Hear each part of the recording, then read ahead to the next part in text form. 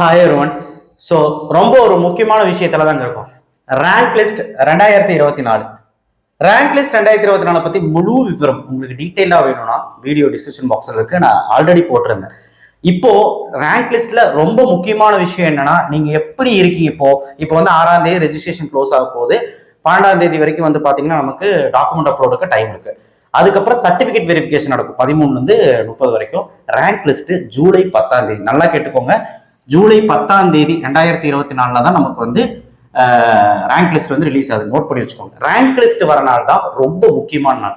இந்த rank list வச்சு தான் நம்ம வந்து கரெக்டாக அனலைஸ் பண்ண முடியும், என்ன ரேங்க்குக்கு நமக்கு என்ன காலேஜ் கிடைக்கும், என்ன பிரான்ச் கிடைக்கும் அப்படின்னு. இந்த கட் ஆஃப் வச்சும் பார்க்கலாம். இப்போ ப்ரீவியஸ் இயர் கட் ஆஃப் வச்சு பார்த்துக்கிட்டு இருப்பீங்க. ஆனால் ரேங்க் லிஸ்ட் வச்சு பார்க்கலாம். சின்னதாக ஒரு விண்ணப்பம், ஒரே நிமிஷம் நான் ஒன்று சொல்லணும். கீழே ஒரு நம்பர் ஓடுது இல்லையா, அது வந்து சாய்ஸ் ஃபில்லிங் அண்ட் எங்கிட்ட நீங்க 1-to-1 கரியர் கைடன்ஸ் நீங்க வந்து எப்படி வேணாலும் கேட்டுக்கலாம். போன்ல கூட கேட்டுக்கலாம், இல்லை கூகுள் மீட்ல கேட்டுக்கலாம், நேரில் வந்து கூட கேட்டுக்கலாம். ஸோ கண்டிப்பா சார்ஜ் பண்ணுவேன். காரணம் அப்படிங்கிறது, நான் வந்து சாய்ஸ் ஃபில்லிங் முடி உங்க கூட இருப்பேன், சரிங்களா? பெரிய சார்ஜஸ் எல்லாம் இல்லை. நீங்க ஃபோன் பண்ணுங்க, எதா இருந்தாலுமே அதுல டவுட் கிளியர் பண்றேன். Okay right. ஸோ இப்போ ரேங்க் லிஸ்ட் வந்து பாத்தீங்கன்னா கண்டிப்பா 2024 ரொம்ப முக்கியமா இருக்குங்க. ஏன்னா வந்து யாருக்கு ரேங்க் லிஸ்ட் வராதுன்னு பாத்தீங்கன்னா, போலியான ஒரு ஆவணங்கள் ஏதாவது அப்லோட் பண்ணாலோ, டாக்குமெண்ட்ஸ் அப்லோட் பண்ணாலோ, இல்லை டூப்ளிகேட் இருந்தாலோ, இல்லை வந்து பயப்படாதீங்க. ரெண்டு அப்ளை பண்ணுங்க, பயப்படுவீங்க. 2 அப்ளை பண்ணுங்க. ஒன்று தப்பா பண்ணிருந்தீங்கன்னா அது இது பண்ணிட்டு க்ளோஸ் பண்ணிட்டு ஒன்று வந்து உங்களுக்கு அப்ரூவல் ஆகிற மாதிரி கொடுத்துருவாங்க, சரிங்களா? பயப்படாதீங்க. ஸோ அதனால டூப்ளிகேட் இருந்தாலும் பிரச்சனை இல்லை. Okay right. So ineligible candidate வந்து 10th mark sheet, 12th mark sheet ரொம்ப மஸ்ட், அண்ட் கம்யூனிட்டி சர்டிஃபிகேட். இது 3 தான் மெயினாக பார்ப்பாங்க.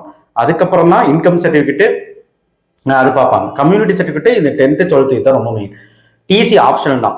ஆதார் கார்டு கையில வச்சுக்கோங்க, ஏதோ பிரச்சனை ஆதார் கார்டு எடுத்தா போகும். சரி, ஓகே ரைட். இது எல்லாமே வந்து பாத்தீங்கன்னா கரெக்டா பக்காவா இருந்ததுன்னா, சின்ன டவுட்டா இருந்தா அவங்களே கிளியர் பண்ணிடுவாங்க. பட் சர்டிபிகேட்ல ஏதாவது பிரச்சனைனா அவங்க கூப்பிடுவாங்க நேரில். ஏதாவதுனா போய் பாருங்க, டிஎஃப்சி சென்டர்ல கண்டிப்பா யாருக்கும் எலிஜிபிள் ஆகாம இருக்காது. 99.9% எல்லாத்துக்கும் எலிஜிபிள் ஆயிரும். கிட்டத்தட்ட வந்து பாத்தீங்கன்னா இந்த வருஷம் எதிர்பார்க்கக்கூடியது 1,85,000 பேர் வந்து ரெஜிஸ்டர் பண்ணுவாங்கன்னு தோணுது. அப்ளிகேஷன் கிடையாது, பேமெண்ட்டும் கம்ப்ளீட் பண்ணி சர்டிபிகேட் அப்லோட் பண்றேன். ரேங்க் லிஸ்ட் 1,85,000 பேருக்கு வரும்னு எனக்கு தோணுது. போன வருஷம் 1,77,000 பேருக்கு வந்தது. இந்த வருஷம் 1,85,000 பேர், ஒரு 10,000 பேர் ஜாஸ்தியாக வருவாங்க தோணுது. பார்க்கலாம். ஸோ ரேங்க் லிஸ்ட்ல வந்து பாத்தீங்கன்னா இன்எலிஜிபிள் கேண்டிடேட் யாருக்குமே வராது. அப்படி வந்தது அப்படின்னா நீங்க வந்து நேரடியாக போய் டிஎஃப்சியில எந்த பிரச்சனையும் இல்லாமல் போய் கேட்டுக்கலாம், சரிங்களா? எப்படி கேட்குற டைம்ல இந்த சர்டிஃபிகேட் வெரிஃபிகேஷன் டைம்ல கூப்பிடுவாங்க, கேட்டுக்கலாம். ரேங்க் ரேங்க்ல உங்க பேர் வரலனாலும் 20 நாள் டைம் இருக்கு.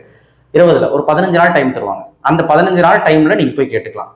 கிரிவரன்ஸ் ரீஅட்ரஸ்ன்னு சொல்லுவாங்க, அது பேர். குறையதா இருந்தா நீங்க போய் தீர்த்துக்கலாம்.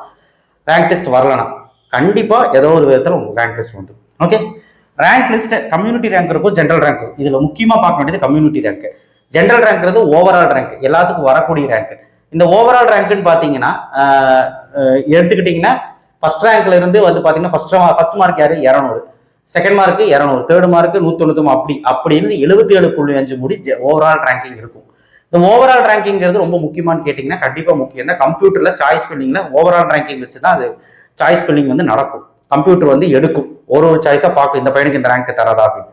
இந்த கம்யூனிட்டி ரேங்க் அதை விட முக்கியம். கம்யூனிட்டி ரேங்க் ஏன் முக்கியம்னா, OC, BC, MBC, SC, SC, ST மொத்தம் இந்த 6 கம்யூனிட்டிக்கு எப்படி சீட் எடுத்து கொடுக்கும் அப்படின்னா, இந்த கம்யூனிட்டி ரேங்க்ல அடிப்படையில் தான் சீட் எடுத்து கொடுக்கும். இந்த கம்யூனிட்டி ரேங்க்னா என்ன அப்படின்னா, உங்க கம்யூனிட்டி பிசியா இருந்ததுன்னா பிசியில ஒரு 85,000 பேர் இருக்குன்னு வச்சுக்கோங்களேன்.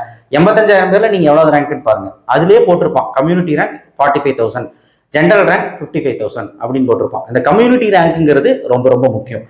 எது சேஃபஸ்ட் கம்யூனிட்டி ரேங்க் அப்படிங்கிறது பார்க்கும்போது உங்க கம்யூனிட்டி ரேங்கை தான் சொல்றேன், ஓவரால் ரேங்க்ல. ஏன்னா கம்யூனிட்டி ரேங்கை வச்சுதான் உங்களுக்கு சீட் அலோகேஷன் ஆகும். கண்டிப்பா சொல்றேன், கம்யூனிட்டி ரேங்க் பாத்தீங்கன்னா போதும், நான் 1,00,000 ரேங்க் இருக்கேன், நான் 1,07,000 ரேங்க் இருக்கு, பயமா இருக்கு. உங்க கம்யூனிட்டியில நீங்க எந்த ரேங்க்னு பாருங்க, பயப்படவே வேண்டாம். அதுல பார்க்கும்போது சேஃபஸ்ட் ரேங்க் ஃபார் பிசினா பிலோ 48,000. ஏன்னா பிசியில எப்பவுமே ஒரு 85,000 பேர் 80,000 பேர் இருப்பாங்க. இதுல வந்து 48,000 கீழே இருக்கிறவங்க ரேங்கிங், ஃபர்ஸ்ட் ரேங்க்ல இருந்து 48,000 ரேங்க் வரை இருக்கிறவங்க சேஃபஸ்ட் ரேங்க் இந்த வருஷம். சார் ரேங்க் லிஸ்ட் சேஃபஸ்ட் ரேங்க்னு சொல்றீங்க, இதெல்லாம் எப்படி சார் பார்க்கறதுனா, tneonline.org வெப்சைட்ல போனீங்கன்னா, இப்போ லாஸ்ட் இயர் கட் ஆஃப் பார்த்துட்டு இருக்கீங்களா, அதே மாதிரி ரேங்க் லிஸ்ட் வச்சு பார்த்துக்கலாம். ஸோ ரேங்க் லிஸ்ட்டும் இருக்கு. அங்கே ரேங்க் லிஸ்ட்னு ஆப்ஷன் எடுத்துன்னு வரும், அதை நான் அடுத்த வீடியோவில் காட்டுறேன். அதில் நீங்கள் பார்த்துக்கலாம். அது எப்போ பார்க்கலாம்னா, ரேங்க் லிஸ்ட் வந்ததுக்கு அப்புறம் பார்த்தா நல்லா இருக்கும். எம்பிசிக்கு வந்து பாத்தீங்கன்னா பிலோ 30,000 அப்படிங்கிறது வந்து பாத்தீங்கன்னா இந்த வருஷம் ரொம்ப சேஃபஸ்ட் கட் ஆஃப். எல்லாமே நம்ம ரேங்க் லிஸ்ட் வந்ததுக்கு அப்புறம் இன்னும் அனலைஸ் பண்ணி சொல்றேன். எஸ்சிக்கு வந்து பார்த்தீங்கன்னா பிலோ 20,000. எம்பிசின்னு எடுத்தீங்கன்னா ஒரு 50,000 பேர் தான் இருப்பான் மொத்தமாவே, அதுல வந்து 30,000. சரிங்களா? அடுத்து எஸ்சி வந்து பாத்தீங்கன்னா ஒரு பிலோ 20,000. ஓகேவா? ஸோ ரேங்க் வந்து பாத்தீங்கன்னா சேஃபஸ்ட் ரேங்க்னா உங்களுக்கு கண்டிப்பா வந்து பாத்தீங்கன்னா நல்ல காலேஜே கிடைக்கும்னு நான் சொல்ல வரேன் உங்களுக்கு எல்லாம். எஸ்சிஏக்கு வந்து பாத்தீங்கன்னா எல்லாமே சேஃபஸ்ட் ரேங்க். எஸ்டிக்கு சேஃபஸ்ட் ரேங்க் எல்லாமே. நீங்க மினிமம் ரேங்க் இருந்தாலே, ஐ மீன் லாஸ்ட் ரேங்க் இருந்தா கூட ஏதோ ஒரு கல்லூரியில நல்ல கல்லூரியில சீட் கிடைச்சிடும். நல்ல கல்லூரியில சீட் கிடைச்சிடும். ஓசியில வந்து பாத்தீங்கன்னா பிலோ 2,000 ரேங்க் இருந்துன்னா நல்லது. ஸோ என்ன சார் 2000 ரேங்க் உள்ள இருக்கீங்க சொல்றீங்க, ஓசியில கம்மி மெம்பர்ஸ் தான் இருப்பாங்க, அதனால தான் அப்படி சொன்னேன்.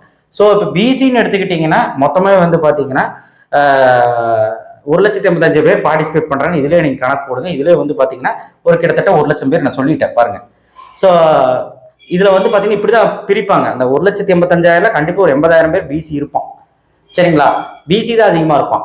அந்த பிசியில 48,000 ரேங்க் வரைக்கும் சேஃபஸ்ட் ரேங்க் தான், கம்யூனிட்டி ரேங்க் சொல்றேன். ஓவரால் ரேங்க் நீங்க என்ன வேணாலும் இருந்துக்கோங்க. இப்போ உதாரணத்துக்கு 48,000 ரேங்க் பிசின்னு வைங்களேன், அவன் அதாவது பிசி கம்யூனிட்டி ரேங்க் வைங்க, ஓவரால் ரேங்க் அவனோட 75,000 ரேங்க் இருக்கு. அதை பார்த்து பயப்பட வேணாம்.